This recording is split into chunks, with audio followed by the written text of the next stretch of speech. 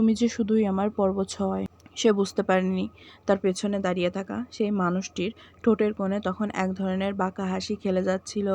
রিয়াজ তাকিয়েছিল বিনার পেছনে সরে যাওয়া প্রতিটি পদক্ষেপের দিকে, কিন্তু সেই হাসি খুব বেশিক্ষণ স্থায়ী হলো না। মুহূর্তের মধ্যেই যেন চোখের সামনে কে যেন একটি পর্দা সরিয়ে দিল, আর পুরনো দিনের এক ঝলক ফিরে এলো তার মনের সামনে। প্রায় 10 বছর আগের একদিনের সকাল। একটি ছোট স্কুল, ক্লাস 5-এ পড়া এক ছেলে মেয়ে। গ্রীষ্মের তীব্র রোদে স্কুলে মাঠ প্রায় ফাঁকা, সবাই ক্লাসে ঢুকে গেছে। একটি ছেলে ক্লাসরুমে দাঁড়িয়ে, হাতে একটা খাতা। ঠিক তখনই একটা মেয়ে এগিয়ে এলো। গোলগাল মুখ, ছোট চুল, চোখে সোজা নির্ভীক দৃষ্টি।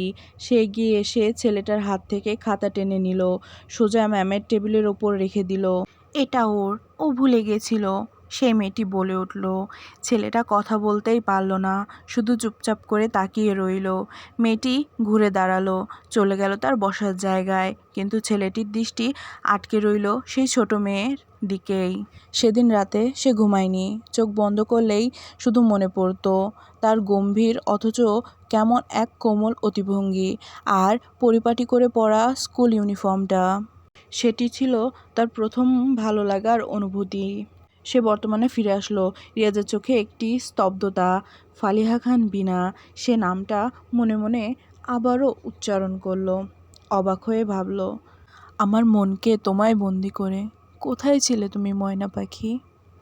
চোখে সেই মায়াময় দৃষ্টি, সেই হৃদয় কেড়ে নেওয়া হাসি এবং সেই চঞ্চলতা, সব মিলিয়ে একটা জিনিসই সে খুঁজে পাচ্ছে। তার হৃদয়ে জুড়ে এখনও তার ময়না পাখিরই বাস। তার ঠোঁটে সেই পুরনো দিনের মতো এক অচেনা হাসি ফুটল, কিন্তু পরক্ষণেই মুছে গেল সেই হাসি।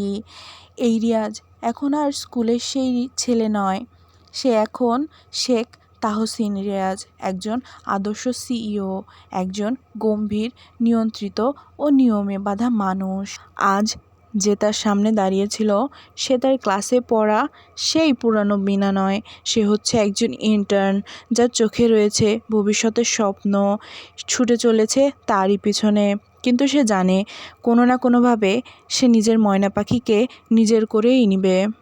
বিনা ডেস্কে বসে মনে মনে রিয়াজকে বকেই যাচ্ছে, কিন্তু মাঝে মাঝে নিজেকে একটু বোঝাচ্ছে, সবই ঠিক আছে, ধমক খেয়েছি তো কি হয়েছে, এটা তো অফিস, এখানে তো এরকম হতেই পারে, তাই না?